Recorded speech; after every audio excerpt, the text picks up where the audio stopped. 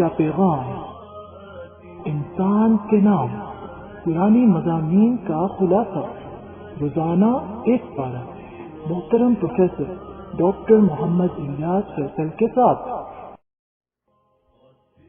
الحمدللہ وحدہ والصلاة والسلام علی من لا نبی بعدہ، رب اشرح لی صدری ویسر لی امری واحلل عقدۃ من لسانی یفقہوا قولی۔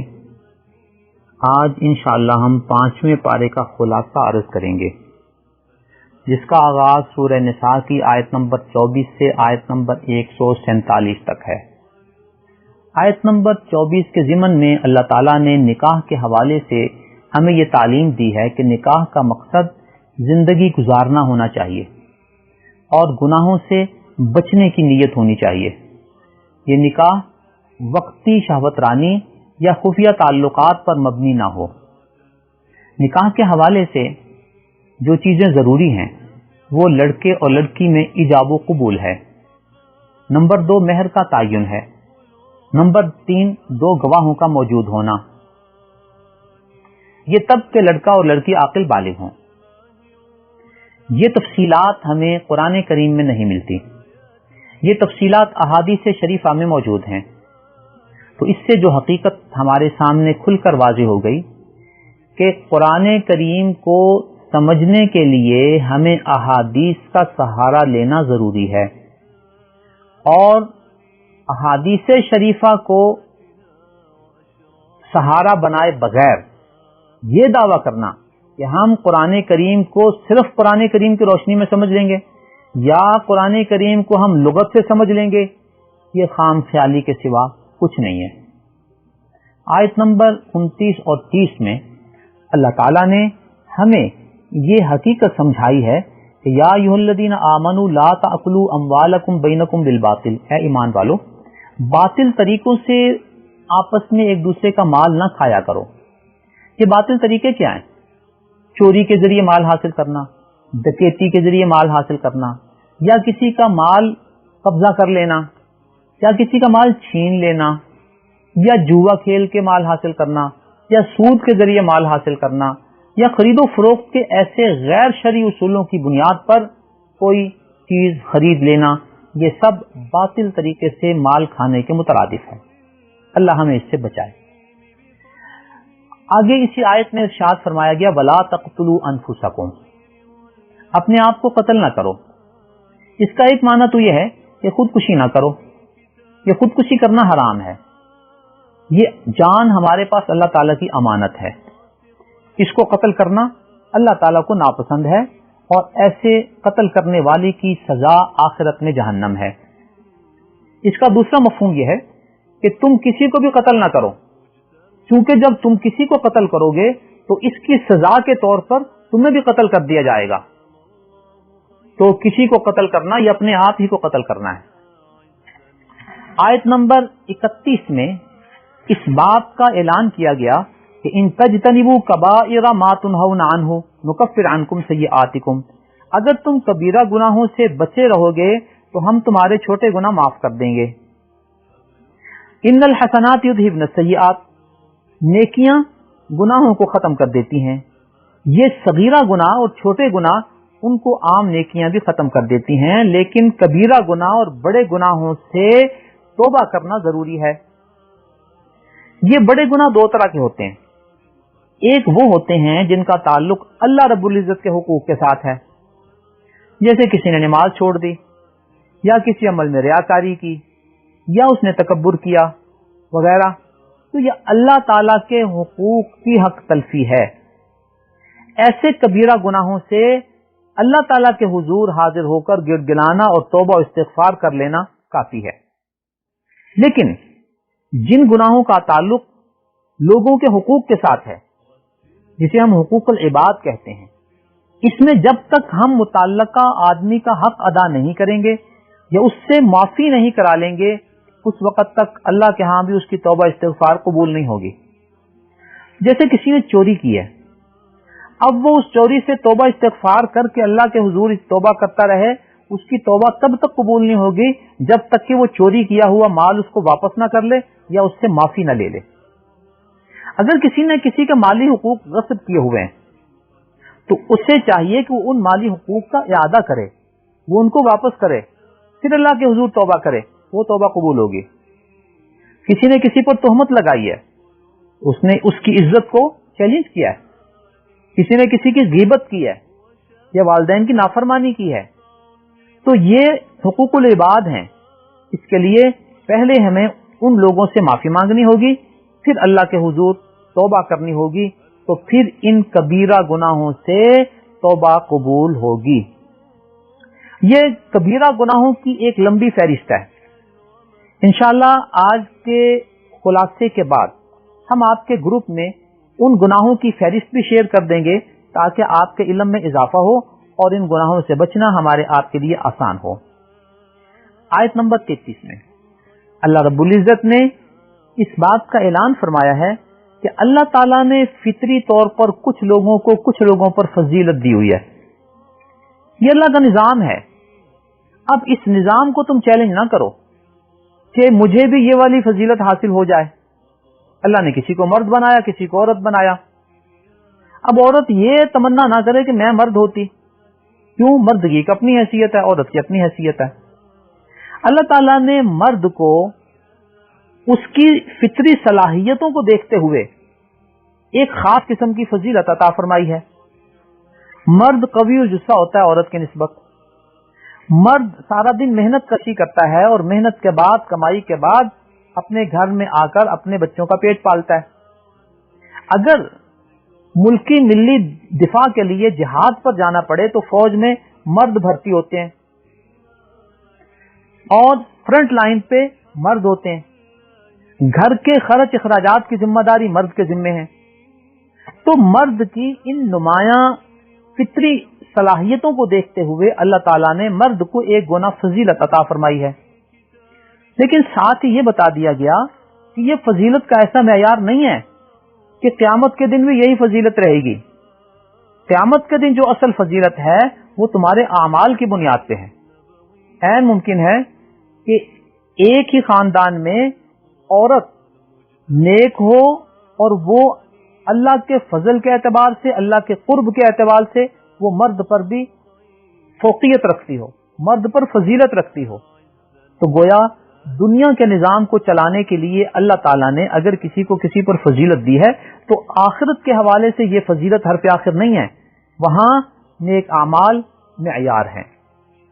اس آیت میں جو مرد کی فضیلت کی طرف اشارہ کیا گیا ہے، اس کے بعد آیت نمبر 34 میں اللہ تعالیٰ نے ہمیں یہ بات سمجھائی ہے کہ الرجال قوامون علی النساء، کہ انہی صلاحیتوں کو دیکھتے ہوئے اللہ تعالیٰ نے مردوں کو عورت پر قوام کی فضیلت اور اہمیت عطا فرمائی ہے۔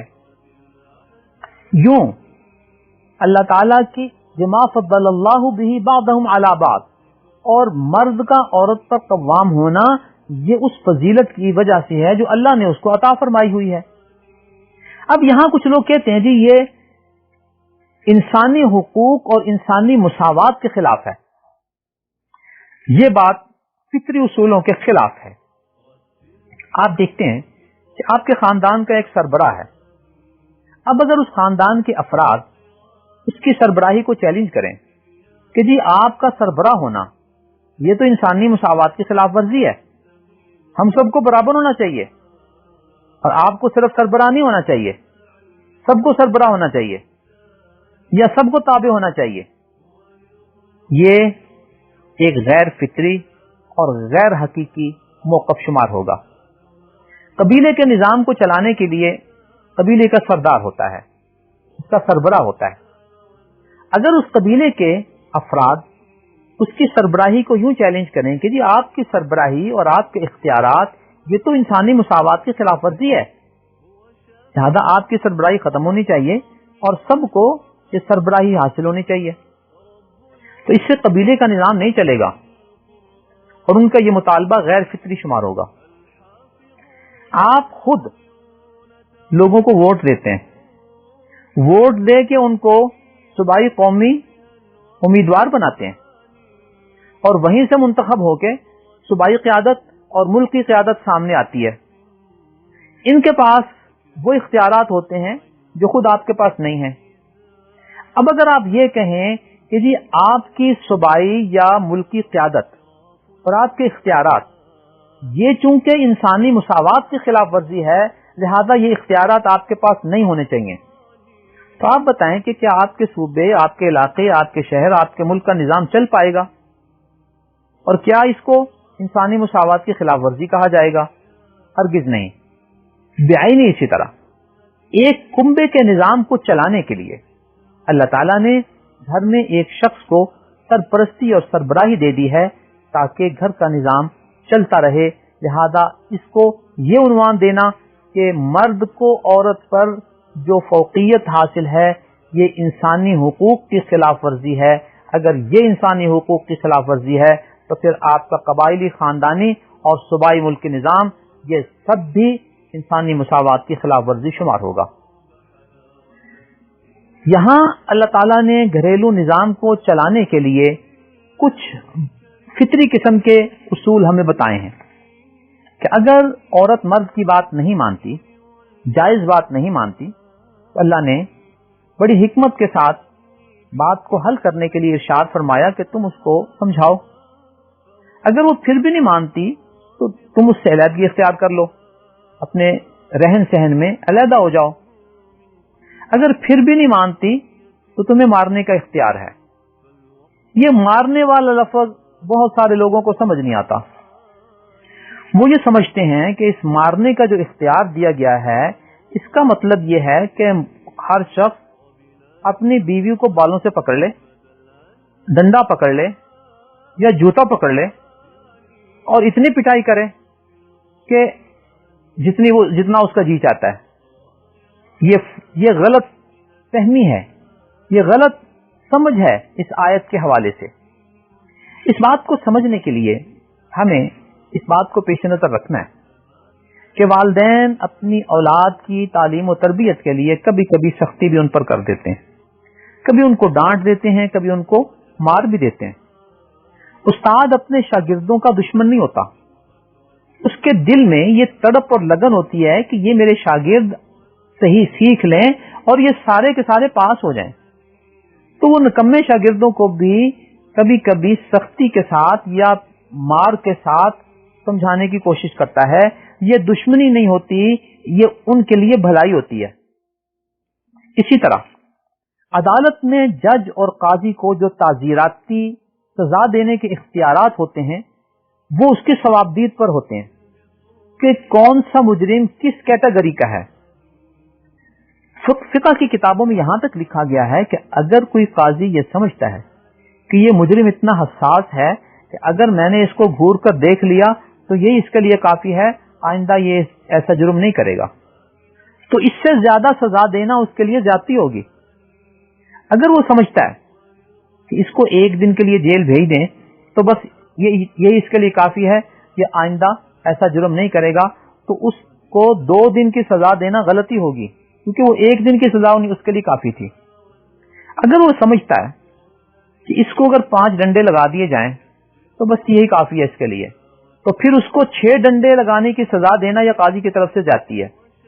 اسی طرح والدین اور استاد اگر یہ سمجھتے ہیں کہ اس بچے کو 1 چپت لگا دینا کافی ہے تو 2 لگانا یہ اللہ کے ہاں زیادتی شمار ہوگی اور یہ اللہ کے ہاں اس پہ جواب دہ ہوں گے کہ تم نے جتنی سزا اس کو دینی تھی اس سے زائد کیوں دی۔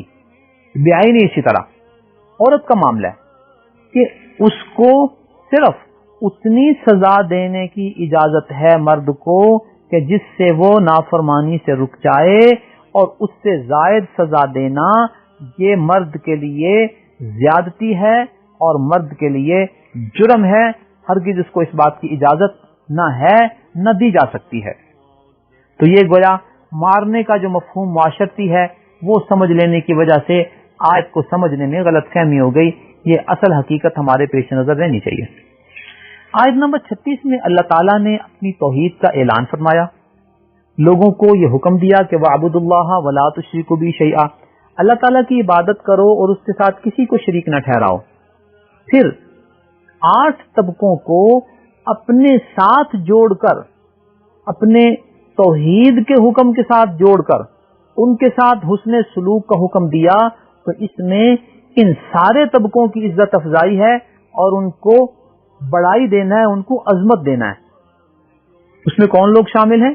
والدین سے حسن سلوک کرو، اچھا معاملہ کرو، رشتہ داروں سے، یتیموں سے، مسکینوں سے، قریب والے پڑوسی سے، دور والے پڑوسی سے، ساتھی سے، مسافر سے حسن سلوک کرو۔ اللہ تعالی ہمیں اس کی توفیق عطا فرمائے۔ آیت نمبر 43 میں اللہ تعالیٰ نے ایک مسئلہ ہمیں سمجھایا ہے کہ ویسے تو مسجد کے اندر بیٹھنے کے لیے، جانے کے لیے انسان کا پاک ہونا ضروری ہے اور جنابت کی حالت میں مسجد میں داخل ہونے کی اجازت نہیں ہے۔ کبھی کبھار ایسا ہو جاتا ہے کہ انسان مسجد میں سویا ہوا ہے اور سوئے ہوئے خواب میں اس کی ایسی کیفیت ہو جاتی ہے کہ اس پر غسل واجب ہو جاتا ہے، تو اب ایسے شخص کو مسجد میں ایک لمحہ بھی ٹھہرنے کی اجازت نہیں ہے، بس اس کو اتنی اجازت ہے کہ وہ جہاں ہے وہاں سے چلتے ہوئے مسجد سے نکل جائے، اس سے زائد نہ ٹھہرے اور نہ اس چلنے کو حکم کی مخالفت سمجھے کہ مجھ پر تو جنابت ہو گئی ہے اور مجھ پر غسل واجب ہو گیا ہے، اب میں یہاں سے نکلوں کیسے؟ اللہ نے کہا تمہیں نکلنے کے لیے اجازت ہے۔ آیت نمبر 86 میں اللہ تعالیٰ نے نبی اکرم صلی اللہ علیہ وسلم کا یہ ادب سکھایا ہے کہ آپ کے لیے کوئی ایسا لفظ استعمال کرنا نہیں ہے جس کے دو معنی نکلتے ہوں، ایک معنی بظاہر اچھا ہو اور دوسرے میں بے ادبی گستاخی کا پہلو ہو۔ ایسا لفظ بھی استعمال کرنے کی اجازت نہیں ہے، تاکہ اگر کوئی شخص ایسی گستاخی کرے اور جب وہ پکڑا جائے تو وہ اپنی صفائی دے کہ نہیں تھی، میرا مقصد وہ بے ادبی والا نہیں تھا، میرا معنی تو وہ تھا جو صحیح والا ہے۔ تو اس میں چونکہ اس نے بے ادبی والے پہلو کو تحفظ دینے کی کوشش کی ہے، اللہ تعالیٰ نے اس رستے کو ختم فرما دیا اور فرمایا کہ راعنا نہ کہو۔ راعنا کو عربی لہجے میں کہیں گے تو اس کا معنی ٹھیک بنتا ہے، اور یہودیوں کی زبان کے لہجے میں کہیں گے تو اس کا معنی غلط بنتا ہے، لہذا کوئی ایسا لفظ جس کے دو معنی نکلتے ہوں اور ایک معنی بے ادبی کا پہلو ہو، ایسا لفظ بھی نبی اکرم صلی اللہ علیہ وسلم کی شان مبارک میں استعمال کرنے کی اجازت نہیں ہے۔ آیت نمبر 47 میں اللہ تعالیٰ نے اس بات کا اعلان فرمایا کہ اے وہ لوگوں جن کو کتاب دی گئی ہے، ظاہر ہے یہ انجیل اور تورات والے لوگ ہیں، اہل کتاب ہیں، ان کو یہ حکم دیا گیا ہے کہ تم قرآن پر ایمان لے آؤ۔ آمنو بما نزلنا مصدقا یا ایھا الذین اوتوا الکتاب آمنو بما نزلنا، جو چیز ہم نے نازل کی ہے اس پر ایمان لے آؤ، اور یہ وہ چیز ہے جو تمہارے پاس کتاب موجود ہے اس کی بھی تصدیق کرتی ہے۔ من قبل ان نطمس وجوہا، قبل اس سے کہ چہروں کو مسخ کر دیا جائے۔ یہاں گویا ان اہل کتاب کو قرآن پر ایمان لانے کا حکم دیا گیا ہے۔ اس آیت سے ان آیات کی تشریح ہو گئی جن میں اللہ کی توحید پر ایمان لانے اور آخرت کا ذکر کرنے کے بعد ان کے نیک اعمال کا اعتبار کیا گیا ہے اور ان پر ان کو اجر کا وعدہ دیا گیا ہے۔ تو قرآنی آیات کو باہم ملا کر پھر صحیح طور پر سمجھ آتی ہے کہ جہاں نبی اکرم صلی اللہ علیہ وسلم کی رسالت کا تذکرہ نہیں ہے وہاں تذکرہ مراد ہے۔ اختصاراً کچھ چیزیں بیان کر دی گئیں اور یہ آیت ان آیات کے ساتھ مل کر اس بات کی وضاحت کر دیتی ہے کہ اہل کتاب کے لیے قرآن پر ایمان لانا ضروری ہے۔ قرآن پر ایمان لانا یہ نبی اکرم صلی اللہ علیہ وسلم کی رسالت پر ایمان لانا ہے۔ تو بعض لوگوں نے جو یہ کہہ دیا کہ جو شخص عیسائی ہے، یہودی ہے، مسلمان ہے، کوئی بھی ہے، اگر وہ نیک عمل کرتا ہے آخرت میں اس کا اجر ملے گا، اس آیت کی روشنی میں یہ بات واضح ہو گئی کہ جب تک وہ قرآن پر ایمان نہیں لائے گا اس وقت تک وہ اللہ کے ہاں قابل قبول نہیں ہے۔ آیت نمبر 48 میں اللہ تعالیٰ نے امانتوں کی ادائیگی ان کے مستحقین کو کرنے کا حکم دیا ہے۔ اس آیت کا پس منظر یہ ہے کہ نبی اکرم صلی اللہ علیہ وسلم فتح مکہ کے موقع پر مسجد حرام میں داخل ہوئے تو آپ نے بیت اللہ شریف کے چابی بردار عثمان بن طلحہ کو بلایا اور کہا کہ بیت اللہ کی چابی مجھے دو. یہ چابی ان کے خاندان میں ایک عرصے سے چلی آ رہی تھی اور یہ ان کے لیے عرب معاشرے میں بڑا عزت کا منصب تھا. انہیں تھوڑی سی جھجک محسوس ہوئی کہ آج نبی اکرم صلی اللہ علیہ وسلم بطور فاتح مکہ مکرمہ میں داخل ہو رہے ہیں. آج اگر ہم نے یہ چابی ان کو دے دی تو پتہ نہیں یہ چابی ہمیں واپس ملے گی یا آپ اپنے قبیلے کے کسی انسان کو دے دیں گے. بہرحال نبی اکرم صلی اللہ علیہ وسلم نے چابی لی، بیت اللہ شریف کو کھلوایا، اندر جا کر نماز پڑھی، دعا مانگی، اور جب باہر تشریف لائے تو اس آیت کی تلاوت فرما رہے تھے، ان اللہ یأمرکم ان تؤدوا الامانات الی اہلھا. اور عثمان بن طلحہ کو بلایا اور بلا کر یہ چابی ان کو دی اور ساتھ ہی یہ اعزاز بھی ان کو بخشا، یہ چابی آج میں تمہیں نہیں دے رہا، یہ قیامت تک تمہارے پاس رہے گی. اور ارشاد فرمایا خذوہا یا بنی طلحہ خالدتن تالدتن، اے بنو خالد، اے بنو طلحہ، ہمیشہ کے لیے یہ چابی تم لے لو، یہ تمہارے پاس رہے گی. ایک اور حدیث میں ارشاد فرمایا کہ اس کو تم سے کوئی نہیں لے گا اور جو لے وہ ظالم ہوگا. نبی اکرم صلی اللہ علیہ وسلم نے 1400 سال سے زیادہ عرصہ پہلے جو اعلان فرمایا تھا کہ یہ چابی ہمیشہ تمہارے پاس رہے گی، وہ چابی آج تک اسی خاندان میں چلتی آ رہی ہے. یہ قرآن اور اسلام نبی اکرم صلی اللہ علیہ وسلم کا ایک معجزہ ہے.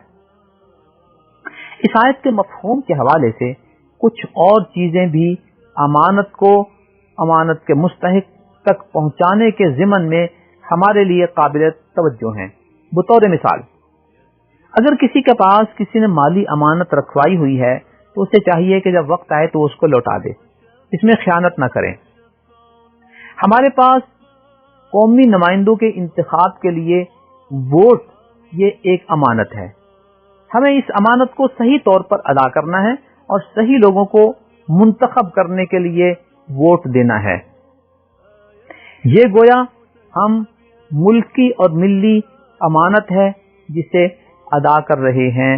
لہذا صوبائی سطح پہ ہو، قومی سطح پہ ہو، ہمارا ووٹ اس شخص کو جانا چاہیے جو ملک و ملت کے لیے مفید ہے، جو ملک و ملت کی ترقی کا سبب بن سکتا ہے.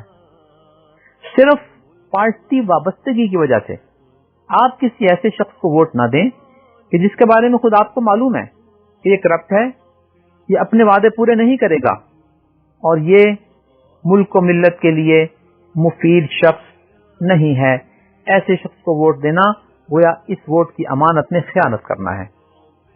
اگر آپ کے پاس کوئی عہدہ ہے اور آپ کے پاس یہ اختیار ہے کہ آپ وہاں مختلف عہدوں کے لیے افراد کو سلیکٹ کر سکتے ہیں، متعین کر سکتے ہیں، تو آپ کو چاہیے کہ اہل امیدواروں کو، اہل لوگوں کو اس عہدے پر فائز کریں. رشوت لے کر یا اقربا پروری کی بنیاد پر نااہل لوگوں کو اس عہدے پر فائز کرنا، یہ اپنے اس عہدے کی امانت میں خیانت کرنا ہے. ہمارے معاشرے کے دیگر شعبے ہوں، چاہے ان کا تعلق عدالت کے ساتھ ہو، سول انتظامیہ کے ساتھ ہو، فوج کے ساتھ ہو، تعلیم کے ساتھ ہو، اس میں ترقی کا مرحلہ ہو یا تعین کا مرحلہ ہو، اس میں اہل افراد کا انتخاب یہ امانت کا صحیح استعمال ہے اور نااہل لوگوں کا تعین یہ اس امانت میں خیانت کے مترادف ہے. اگر آپ تنخواہ پر کام کر رہے ہیں یا یومیہ اجرت پر کام کر رہے ہیں تو جو پروڈکشن آپ کے ذمہ ہے وہ آپ کو پوری کرنی ہے. اگر آپ نے اپنی اجرت اور تنخواہ پوری لے لی لیکن کام پورا نہیں کیا تو آپ نے امانت میں خیانت کی ہے. اسی آیت میں اللہ رب العزت نے عدل و انصاف کے حوالے سے یہ تعلیم دی ہے کہ جب تم لوگوں میں فیصلہ کرو تو عدل و انصاف کے ساتھ کرو. یہ فیصلے چاہے گھریلو سطح کے ہوں، عدالتی سطح کے ہوں، ثالثی کونسل کی سطح پہ ہوں، ہمیں عدل و انصاف پر مبنی صحیح فیصلہ کرنا ہے. اگر کوئی شخص غلط فیصلہ کرے گا تو اللہ نے بتا دیا کہ یہ نہ سمجھو اللہ کو معلوم نہیں ہے، اللہ تعالیٰ تمہاری باتیں سنتے بھی ہیں تمہارے کام دیکھتے بھی ہیں. اگر یہ فیصلے عدل و انصاف پر مبنی نہ ہوئے تو اللہ تعالیٰ تمہیں اس کی سزا دیں گے. آیت نمبر 59 میں اللہ تعالیٰ نے ایک بہت بڑی حقیقت ہمیں بتائی ہے. اے ایمان والو، اللہ کی اطاعت کرو، اللہ کے رسول کی اطاعت کرو، اور اپنے مسلم لیڈرز اور علماء و فقہا کی اطاعت کرو. اللہ کی اطاعت کرنے کا مطلب اللہ کے قرآن کی بات ماننا. اللہ کے رسول صلی اللہ علیہ وسلم کی اطاعت ماننے کا مطلب اللہ کی بات، رسول اللہ صلی اللہ علیہ وسلم کی باتیں، ان کی تعلیمات اور ان کی احادیث کو ماننا.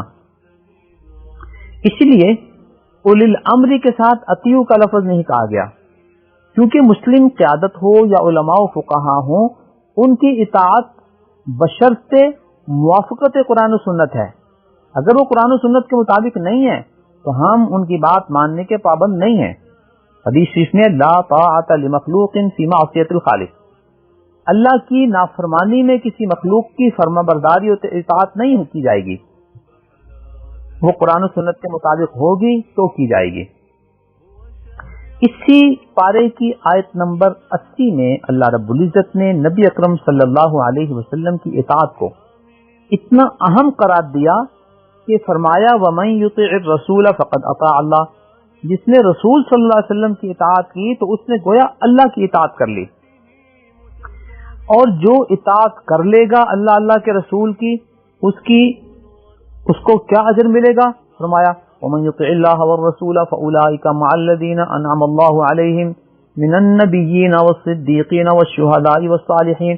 جو اللہ کے رسول کی اطاعت اور فرما برداری کرتا ہے، اللہ تعالیٰ ان کو انعام کے طور پر ایسے لوگوں کی رفاقت نصیب فرمائیں گے جو نبی ہیں، صدیق ہیں، شہداء ہیں اور صالحین ہیں.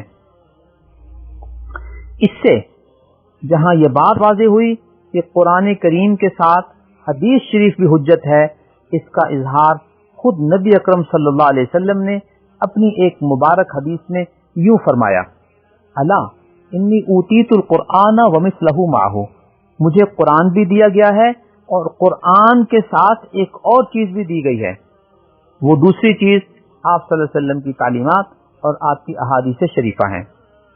اسی حدیث میں نبی اکرم صلی اللہ علیہ وسلم نے یہ بات بھی بتائی کہ ایک وقت آئے گا جب ایک شخص تکیے پر سہارا لیے ہوئے، ٹیک لگائے ہوئے بیٹھا ہوگا اور یہ کہے گا کہ بس مجھے قرآن ہی کافی ہے. جیسے آج کل کچھ میڈیا اسکالر یہ بات کر رہے ہیں کہ قرآن کی تفسیر قرآن کے ساتھ ہوگی، قرآن کی تفسیر لغت کی روشنی میں ہوگی، اور احادیث شریفہ سے استغنا کی صورتحال ہے ان کے ہاں، تو یہ احادیث شریفہ کو مسترد کر دینے کے مترادف ہے. اللہ تعالی ہمیں انکار حدیث کے اس فتنے سے محفوظ فرمائے.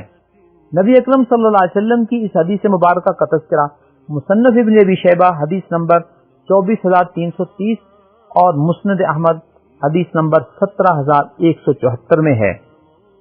یہ حدیث سنن ابن ماجہ میں بھی موجود ہے. اللہ تعالیٰ نے آگے یہ ارشاد فرمایا کہ اگر تمہارا کسی معاملے میں اختلاف ہو جائے تو اسے اللہ کے رسول کی طرف لوٹا دو، یعنی اللہ کے قرآن اور نبی اکرم صلی اللہ علیہ وسلم کی احادیث شریفہ سے اپنا فیصلہ کرا لیا کرو. آج ہمارے معاشرے میں مذہبی حوالے سے بہت سے متنازع فی مسائل چلتے رہتے ہیں. اگر ہم اس آیت پر عمل کر لیں اور اپنے ان مسائل کو قرآن و حدیث کی روشنی میں چیک کر لیں تو ہمارے معاشرے میں بہت ساری بدعات کا خاتمہ ہو جائے گا اور بہت سارے فتنے ختم ہو جائیں گے. ہمارے آئین پاکستان میں اس بات کی وضاحت ہے کہ قرآن و سنت کے خلاف کوئی قانون سازی نہیں ہوگی. لہذا ہمارے سینیٹر ممبران ہوں یا اسمبلی ممبران ہوں، ان کو چاہیے کہ آئین کی پاسداری کرتے ہوئے وہ قانون سازی میں اس پہلو کو پیش نظر رکھیں کہ وہ ایسا کوئی ووٹ نہیں دیں گے جہاں قرآن و سنت کے خلاف فیصلہ ہو. وہ صرف وہاں ووٹ دیں گے جہاں آئین کی پاسداری ہو اور وہ فیصلہ قرآن و سنت کے مطابق ہو.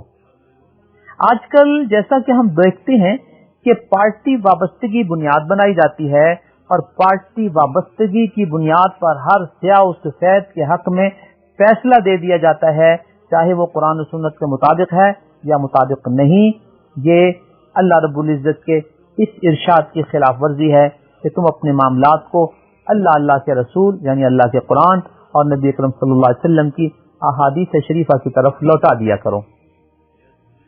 آیت نمبر 82 میں اللہ تعالیٰ نے قرآن کریم میں تدبر کی ترغیب دی ہے کہ اگر تم تدبر کرو گے تو تم پر یہ حقیقت واضح ہو جائے گی کہ اگر یہ قرآن کسی اور کی کتاب ہوتی اللہ کے علاوہ، اس میں بہت سارا اختلاف ہوتا۔ اختلاف سے مراد باہمی اختلاف بھی ہے کہ اس کتاب کے اندر ایسی چیزیں بیان ہوتی جو ایک دوسرے سے ٹکراؤ رکھتی اور باہمی اختلاف ہوتا۔ دوسری بات یہ ہے کہ اس میں ایسا اختلاف ہوتا جو کائناتی حقیقت سے، کائناتی حقائق سے متصادم ہے اور ٹکرا رہا ہے۔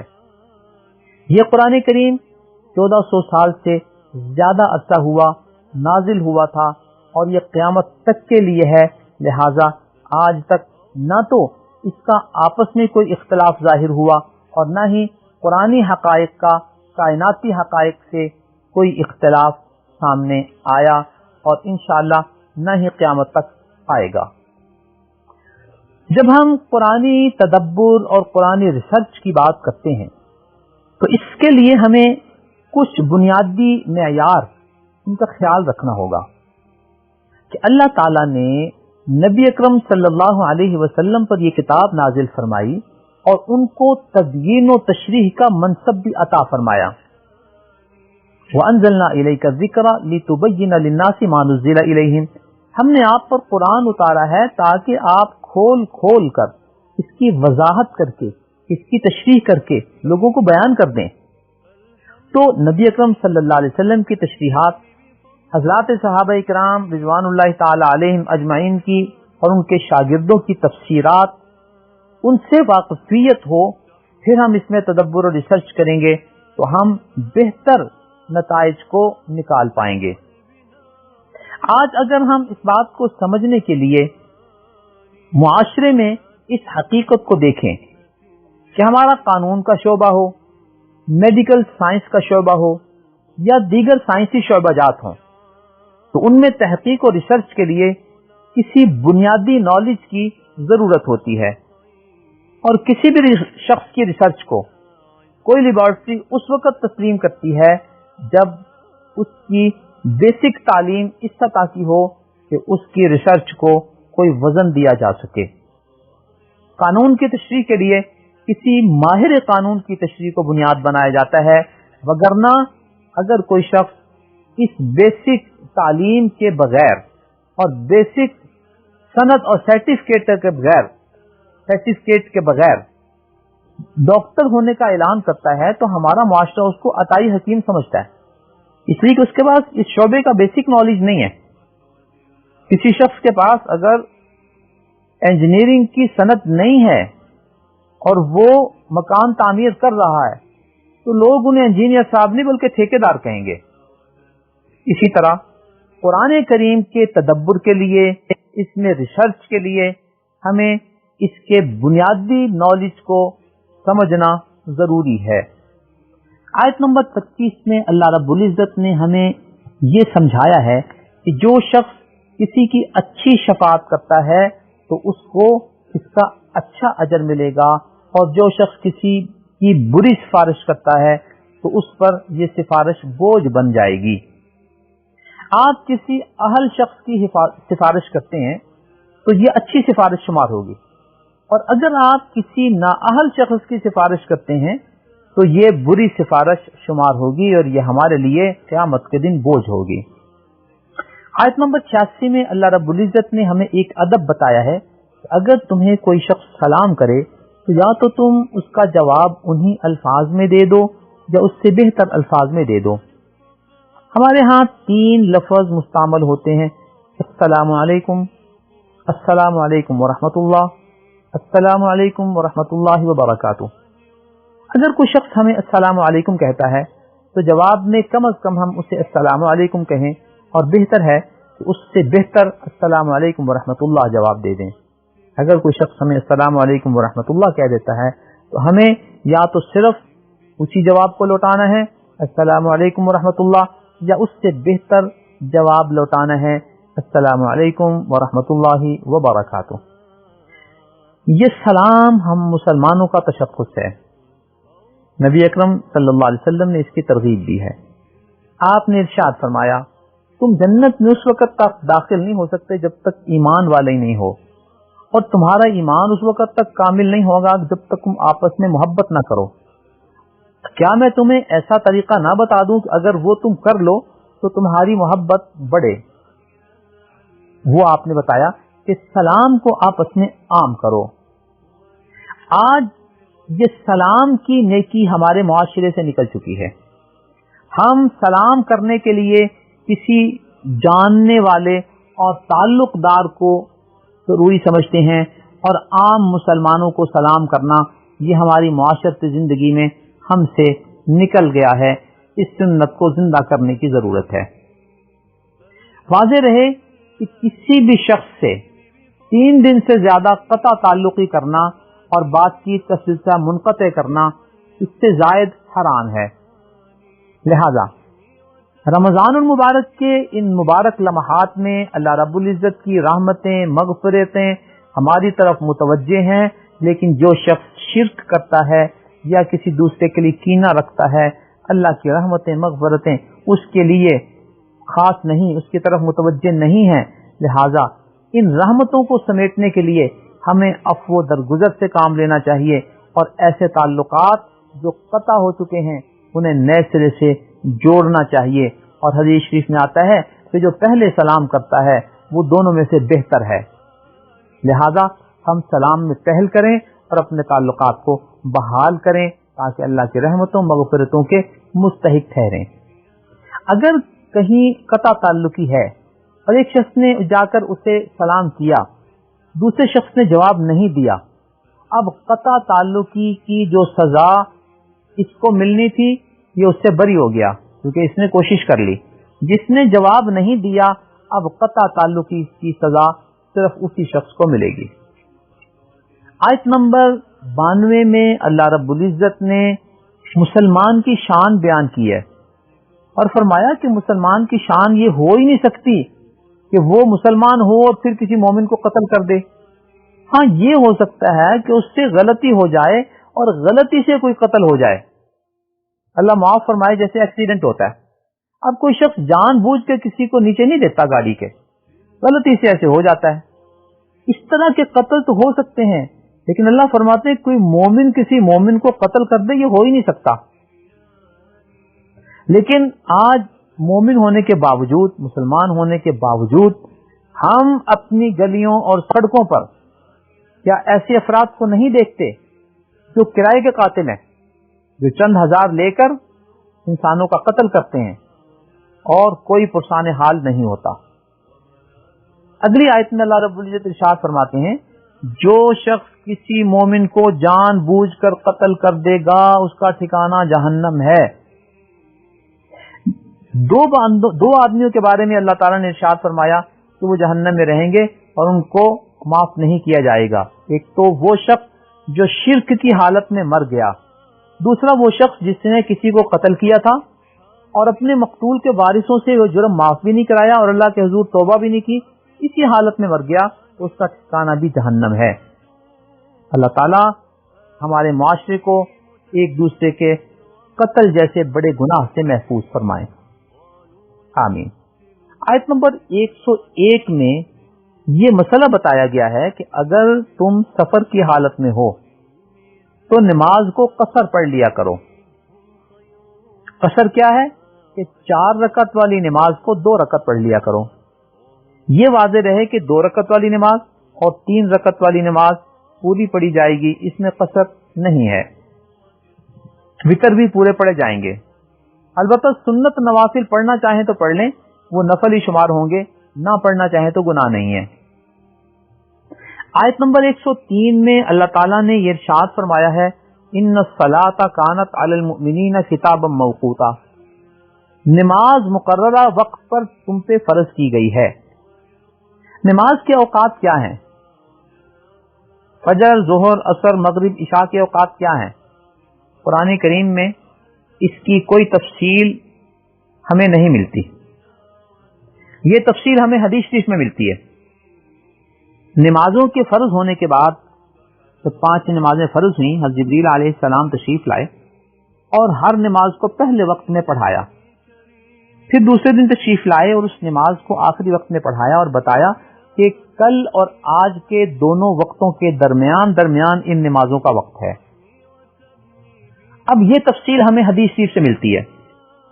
اس سے پھر وہی حقیقت واضح ہو گئی کہ قرآن کریم کو سمجھنے کے لیے احادیث شریفہ کا سہارا لینا ضروری ہے، اور صرف یہ دعویٰ کرنا کہ ہم قرآن کو قرآن کی روشنی میں، قرآن کو لغت کی روشنی میں سمجھ لیں گے، یہ خام خیالی کے سوا کچھ نہیں ہے. آیت نمبر 108 میں اللہ رب العزت نے گناہگار لوگوں کے بارے میں بتایا کہ یستخفون من الناس ولا یستخفون من اللہ وهو معهم. یہ لوگ لوگوں سے چھپ کر گناہ کرتے ہیں لیکن اللہ تعالیٰ سے نہیں چھپتے، جبکہ اللہ تعالیٰ تو ان کے ساتھ ہیں. تو گویا اگر تم اللہ سے نہیں چھپ سکتے تو اس کے سامنے گناہ کیسے کرتے ہو؟ جب لوگوں کے سامنے گناہ نہیں کرتے تو اللہ کے سامنے کیسے گناہ کر لیتے ہو؟ یہاں آیت نمبر 115 میں اجماع کے حوالے سے یہ بات ہمیں بتائی گئی کہ وَمَن يُشَاقِقِ الرَّسُولَ مِن بَعْدِ مَا تَبَيَّنَ لَهُ الْهُدَى وَيَتَّبِعْ غَيْرَ سَبِيلِ الْمُؤْمِنِينَ نُوَلِّهِ مَا تَوَلَّى وَنُصْلِهِ جَهَنَّمَ. جو شخص رسول کے حکم کی مخالفت کرے گا اور مسلمانوں کے راستے کو چھوڑے گا، اس کی سزا یہ ہے کہ وہ جدھر منہ کرے گا ہم ادھر ہی اس کا منہ کر دیں گے اور اس کا ٹھکانہ جہنم ہے. تو یہاں دو چیزیں علیحدہ علیحدہ بیان کی گئی ہیں، رسول کی مخالفت اور مسلمانوں کے راستے سے علیحدہ ہو جانا. اس آیت کی تفسیر میں تمام مفسرین یہ کہتے ہیں کہ اس آیت کے دوسرے جملے سے یہ بات واضح ہو جاتی ہے کہ اجماع امت حجت ہے. امت اسلامیہ کے علماء و مجتہدین اگر کسی مسئلے پر اکٹھے ہو جائیں تو وہ ہمارے لیے قرآن کی اس آیت کی روح سے حجت ہے. اس سلسلے میں مشہور مفسر امام جساس، امام سمرقندی، امام ثعلبی، امام سمعانی، امام زمخشری، امام رازی، امام قرطبی، امام بیضاوی، امام نصفی، امام خازن، امام ابن کثیر، امام ابو حیان، امام نشاپوری، امام قاسمی، سب حضرات اس آیت کی تفسیر میں اس بات کا واضح اعلان کرتے ہیں کہ اس آیت سے معلوم ہوتا ہے کہ امت کا اجماع اور علماء و مجتہدین کا اجماع یہ حجت کی حیثیت رکھتا ہے. جبکہ اس دور کے ایک میڈیا اسکالر جنہیں آپ غامدی صاحب کے نام سے متعارف ہیں، وہ اس آیت کے اس استدلال کو اپنی کتاب مقامات کے صفحہ 171 طبع پنجم میں بے بنیاد استدلال کہتے ہیں. گویا تمام مفسرین جس آیت سے اجماع کی حجیت پر استدلال کر رہے ہیں، یہ 15ویں صدی میں امت اسلامیہ کے ان تمام مفسرین کے اگینسٹ اپنی علیحدہ ڈفلی بجا رہے ہیں اور کہتے ہیں کہ اس آیت سے اجماع کی حجت پر استدلال کرنا بے بنیاد ہے. وہ اپنی کتاب مقامات کے صفحہ 169 پر اجماع کے حجت ہونے کو بدعت قرار دیتے ہیں اور اسے ایک بے بنیاد نظریہ قرار دیتے ہیں. جبکہ حدیث شریف میں اجماع کے حجت ہونے کے حوالے سے نبی اکرم صلی اللہ علیہ وسلم نے ارشاد فرمایا، ان اللہ لا یجمع امتی علی ضلالہ. اللہ تعالیٰ میری امت کو کسی گمراہی پر جمع نہیں کریں گے. وہ جب یہ جمع ہو جائیں گے تو وہ گمراہی نہیں رہے گی. اس بات کا تذکرہ صحیح الجامع الصغیر حدیث نمبر 1848 میں موجود ہے. صفحہ آیت نمبر 116 میں اللہ تعالیٰ نے شیطان پر لعنت کی اور شیطان کا چیلنج وہ ہمیں بتایا کہ جب اللہ نے شیطان پر لعنت کی تو اس نے یہ کہا کہ لَأَتَّخِذَنَّ مِنْ عِبَادِكَ نَصِيبًا مَفْرُوضًا، میں آپ کے بندوں میں سے کچھ لوگوں کو اپنے قبضے میں کر لوں گا. کیا کہوں گا ان کو؟ وَلَا أُمَنِّيَنَّهُمْ, میں ان کو امیدیں دلاؤں گا. وَلَا آمُرَنَّهُمْ, میں ان کو حکم دوں گا. فَلَا يُغَيِّرُنَّ خَلْقَ اللَّهِ, وہ اللہ تعالیٰ کی تخلیق کو بدل دیں گے. مفسرین لکھتے ہیں کہ آج ہمارے معاشرے میں ٹیٹو بنانے کا جو رواج ہے، خواتین میں پلکنگ کا جو رواج ہے کہ پلکوں کو اکھیڑا جاتا ہے، پتلا کیا جاتا ہے، یا بالکل ہی ان کو اکھیڑ دیا جاتا ہے اور وہاں پہ کلر یوز کیے جاتے ہیں، یا داڑھی اور بالوں کی کٹنگ میں ایسے ڈیزائن بنائے جاتے ہیں جو خلق اور فطرت کو بگاڑ دینے کے مترادف ہیں. وگ کا استعمال، اور آج کل نوجوانوں میں بال کٹوانے کا جو سٹائل متعارف ہے کہ کچھ بالوں کو کٹوا یا منڈا دیا جاتا ہے اور کچھ بالوں کو بڑا رہنے دیا جاتا ہے. حدیث شریف میں اسے قضا کہا گیا ہے اور اس قضا سے منع کیا گیا ہے، جبکہ آج ہمارا نوجوان اس شیطانی حکم کے مطابق نبی اکرم صلی اللہ علیہ وسلم کے احکامات کی مخالفت کر رہا ہے اور خلق کو بگاڑ رہا ہے، اللہ کی فطرت کو دی ہوئی چیز کو بگاڑنے کی کوشش کر رہا ہے. اللہ تعالیٰ نے اس کی سزا یہ بیان فرمائی، وَمَن يَتَّخِذِ الشَّيْطَانَ وَلِيًّا مِّن دُونِ اللَّهِ فَقَدْ خَسِرَ خُسْرَانًا مُبِينًا, جو شیطان کو دوست بنا لے گا، اللہ کو چھوڑ دے گا، ایسا شخص واضح خسارے میں مبتلا ہو جائے گا. آیت نمبر 129 میں اللہ تعالیٰ نے ایسے شخص کو جس نے ایک سے زائد شادیاں کی ہوں ان کو عدل و انصاف قائم کرنے کا حکم دیا ہے، اور یہ بتایا ہے کہ اگر تمہیں طبی طور پر، دلی طور پر کسی کی طرف رجحان ہو تو یہ ہو سکتا ہے تمہارے اختیار میں نہ ہو، لیکن اپنے تصرف، اپنے عمل میں ایسا اظہار نہ کرو کہ ایک کی طرف زیادہ میلان عملی طور پہ ظاہر ہو اور دوسری کی طرف عملی رجحان کم ہو، کیونکہ دلی معاملات تو تمہارے اختیار میں نہیں، ظاہری تصرف اور ظاہری معاملات تمہارے اختیار میں ہیں. لہذا عدل و انصاف میں اس پہلو کو تم نے پیش نظر رکھنا ہے. آیت نمبر 134 میں اللہ تعالیٰ نے اخلاص و للہیت کی تعلیم دیتے ہوئے یہ ارشاد فرمایا کہ اللہ کے پاس دنیا اور آخرت دونوں کا اجر و ثواب موجود ہے. جو شخص صرف دنیا کا اجر مانگتا ہے اللہ اس کو دنیا کا اجر دے دیتے ہیں، جو اللہ تعالیٰ سے دنیا و آخرت دونوں کا اجر مانگتا ہے اللہ اس کو دونوں کا اجر دے دیں گے.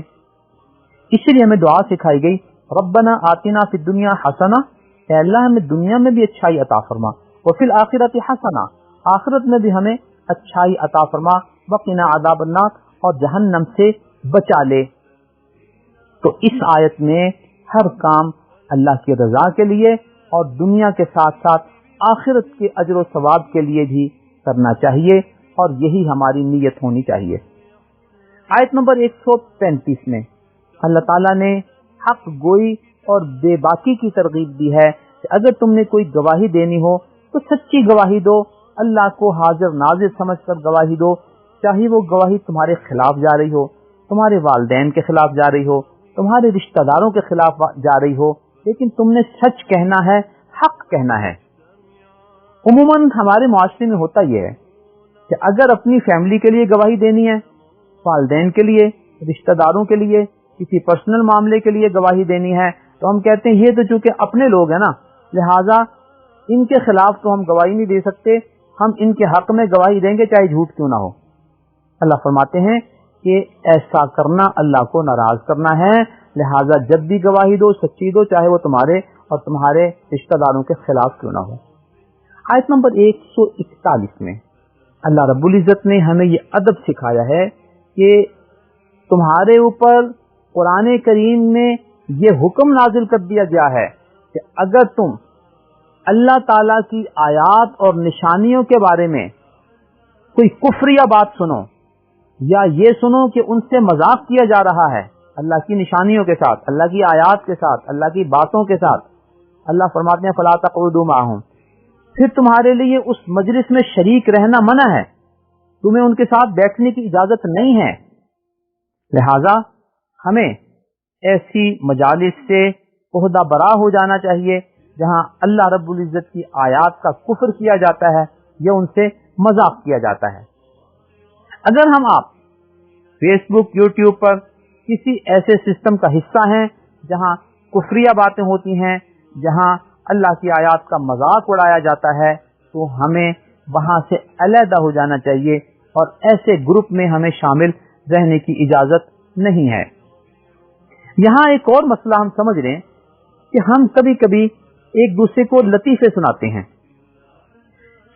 ان لطیفوں کا تعلق ہمارے اپنے ذاتی معاملات تک ہو تو اس کی گنجائش ہے، لیکن واضح رہے کبھی لطیفوں کا مرکز اللہ رب العزت کی ذات، اللہ کی آیات، نبی اکرم صلی اللہ علیہ وسلم کی ذات بابرکات ہرگز نہیں ہونی چاہیے کہ نہ ان کا مذاق اڑایا جا سکتا ہے اور نہ اس کی اجازت ہے۔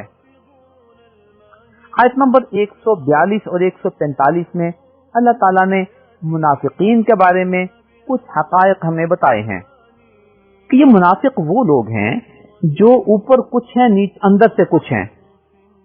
تو یہ تم لوگوں کو دھوکہ نہیں دے رہے، یہ اللہ رب العزت سے اپنی حقیقت چھپانا چاہ رہے ہیں، لیکن حقیقت یہ ہے کہ وَمَا يَخْدَعُونَ إِلَّا أَنفُسَهُمْ، یہ اپنے آپ کو ہی دھوکہ دے رہے ہیں کہ ایسے اعمال کر رہے ہیں کہ جس کا انجام انہی کے لیے نقصان دہ ہے اور اس پر انہی کو ہی قیامت میں سزا ملے گی۔ اللہ تعالیٰ نے منافقین کی 3 نشانیاں بیان کی ہیں، ہمیں یہ غور سے سننی ہے، کہیں یہ نشانیاں یا ان کا کچھ حصہ ہمارے اندر تو نہیں ہے۔ اللہ فرماتے ہیں کہ ان منافقین کی ایک نشانی یہ ہے کہ وَإِذَا قَامُوا إِلَى الصَّلَاةِ قَامُوا كُسَالَىٰ، جب نماز کی طرف کھڑے ہوتے ہیں تو سستی کے ساتھ کھڑے ہوتے ہیں۔ آج ہم اپنی نمازوں کو دیکھ لیں کہ ہماری کیفیت کیا ہوتی ہے۔ دوسری نشانی منافقین کی بتائی گئی کہ یراؤن الناس، یہ اپنا عمل ریاکاری کے لیے کرتے ہیں، لوگوں کے دکھاوے کے لیے کرتے ہیں۔ ہمیں حتی الوسع اپنے نیک کاموں کو لوگوں سے چھپا کے کرنا چاہیے، اور اگر ہم کہیں ظاہر ہو کر ایسے اعمال کر رہے ہوں تو کوشش یہ ہونی چاہیے کہ ہمارے گفتگو میں، طرز عمل میں کوئی ایسا سسٹم شریک نہ ہو جائے جس سے ہمارا یہ عمل ضائع ہو جائے اور اس میں ریاکاری کی کیفیت پیدا ہو جائے۔ تیسری نشانی یہ بیان کی گئی کہ وَلَا يَذْكُرُونَ اللَّهَ إِلَّا قَلِيلًا، یہ منافقین اللہ کا ذکر بہت کم کرتے ہیں۔ تو ان 3 نشانیوں کی روشنی میں ہم اپنا احتساب کر لیں، اپنا تجزیہ کر لیں کہ ہم کہاں کھڑے ہیں۔ کیا نمازوں کے لیے چستی سے کھڑے ہوتے ہیں یا سستی سے؟ کیا ہمارے اعمال میں ریاکاری کا پہلو ہوتا ہے یا نہیں؟ کیا ہم اللہ کا ذکر بہت زیادہ کرتے ہیں یا بہت کم کرتے ہیں؟ آیت نمبر 145 میں ان منافقین کا ٹھکانہ بتایا گیا ہے، ان المنافقین فی الدرک الاسفل من النار، یہ منافق اللہ تعالیٰ کی ایسی ناپسندیدہ مخلوق ہیں کہ جہنم کے سب سے نچلے گڑھے میں موجود ہوں گے۔ دعا ہے اللہ رب العزت ہمیں قرآنی تعلیمات کو سمجھنے کی اور ان پر عمل کرنے کی توفیق عطا فرمائے۔ وآخر دعوانا ان الحمد للہ رب العالمین۔ نظروا لطيبة ونور طه يسطعون